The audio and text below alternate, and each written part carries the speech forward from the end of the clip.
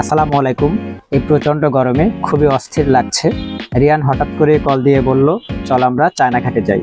তারপর মিলনকে ফোন দেওয়া হলো। মিলন অফিস থেকে অফিস শেষ করে চলে আসে একসাথে। রিয়ান ও মিলন একসাথে আমার জন্য কিছু সময় অপেক্ষা করে, যেহেতু আমার বের হতে একটি দেরি হচ্ছিল।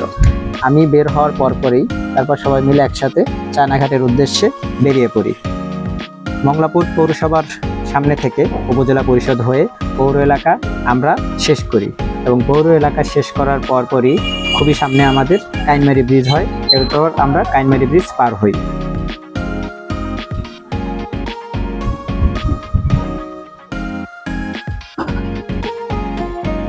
গ্রামের আঁকাপাকা পথ দিয়ে আমরা যাচ্ছিলাম এবং প্রকৃতিটা অনেক সুন্দর ছিল, যা আমরা উপভোগ করছিলাম।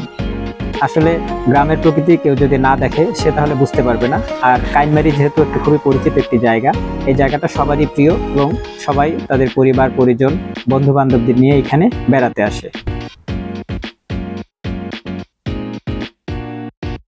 আমাদের সামনেই একটি রয়েছে ক্যাফে। এই ক্যাফেটির নাম হচ্ছে তালতলা ক্যাফে।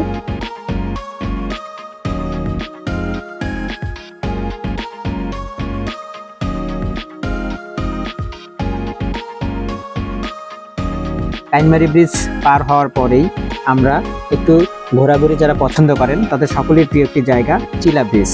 চিলা ব্রিজটি খুবই সুন্দর একটি জায়গা, যেহেতু এখানে উত্তর পাশ থেকে আমাদের সুন্দরবন, তার বিপরীত পাশে হচ্ছে চিলা, তারপর হচ্ছে এখানে যেহেতু একটি 3টি মোহনা আছে। আসলে এটা খুবই দৃষ্টিনন্দন একটি জায়গা।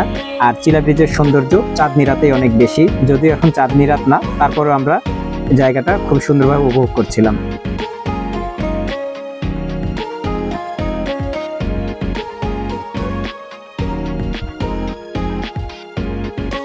চিলা ব্রিজ পার হওয়ার পরেই চায়নাঘাটের রাস্তাতে আমরা প্রবেশ করি।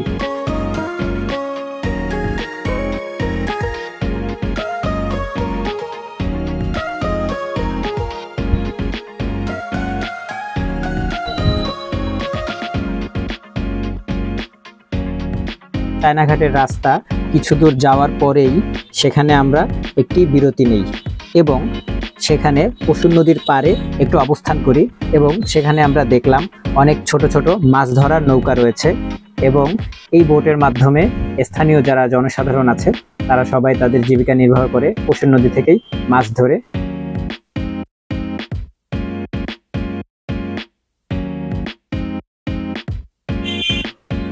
এখানকার বিরতি আমরা শেষ করেই চায়নাঘাটের উদ্দেশ্যে আমরা আবার যাত্রা করি। আসলে চায়নাঘাটটা যাওয়ার উদ্দেশ্য আমাদের ছিল গ্রামের এই প্রকৃতি উপভোগ করা এবং এই রাস্তা দিয়ে যাওয়ার পথে আমরা দুই পাশেই অনেক সুন্দর কিছু সিনারিও আমরা দেখতে পারি, যেখানে ঘরবাড়ি ছিল, তারপর হচ্ছে বালি ভরাটের যেসব ইয়ার্ড, দোকান, বিভিন্ন রকমের বিষয় আমরা দেখতে পাই।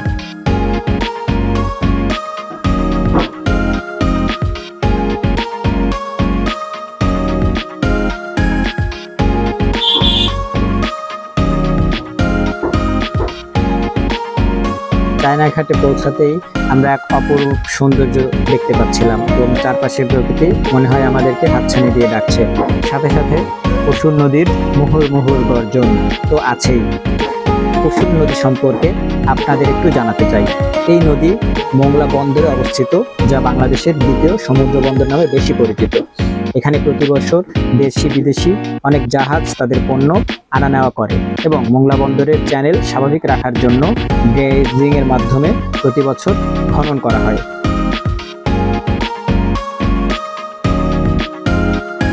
ড্রেজিং এর যে বিষয়টা, এইখানকার যদি নদীর নাব্যতা সঠিক না থাকে তাহলে বড় বড় যে জাহাজ সেগুলো প্রবেশ করতে পারে না। এর জন্য সারা বছরই এখানে ড্রেজিং এর কাজ করা হয়। তারপর আমরা একটু নিচে নেমে প্রকৃতি কেমন এর জন্য আমরা একটু নিচে নামি এবং উপভোগ করতে থাকি। মিলন এখানে বসে রয়েছে।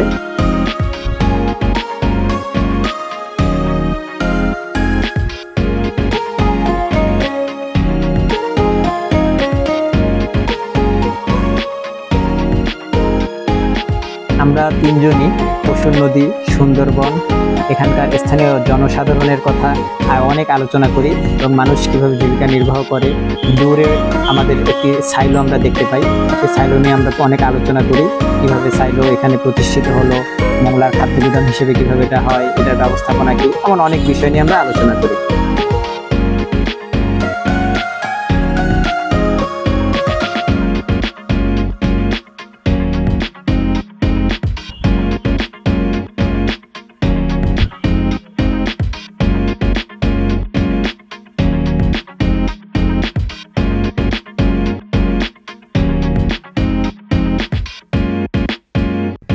আসলে প্রকৃতিটা এত সুন্দর ছিল, এর মধ্যে বিকেল গড়িয়ে সন্ধ্যা হয়ে গেল কখন আমরা বুঝতেই পারলাম না। হ্যাঁ, আজানের ধ্বনিতে বুঝতে পারলাম সন্ধ্যা হয়ে গিয়েছে। চায়নাঘাটের পাশেই এজেড নামক কোম্পানির একটি ছোট্ট মসজিদ রয়েছে। মসজিদের বাহিরে দেখে বোঝা যায় না, তবে ভেতরটা অনেক সুন্দর ছিল। সেখানে আমরা মাগরিবের সালাত আদায় করি এবং মংলার উদ্দেশ্যে আবার রওনা হই। মাঝখানে আমরা প্ল্যান করি এই নদীর, এই প্রকৃতিতে নদীর পাড়ে দাঁড়িয়ে যদি একটু চা পান করতে না পারি তাহলে কেমন হয়। তাই তুষারের মোড়ে আমরা বিরতি দেই। সেখানে চায়ের দোকানে আমাদের পূর্ব পরিচিত কিছু মানুষের সাথে দেখা হয় এবং তাদের সাথে কথা বলি। চা পান করার পর আমরা আবার মংলার উদ্দেশ্যে রওনা হই। সবাই ভালো থাকবেন।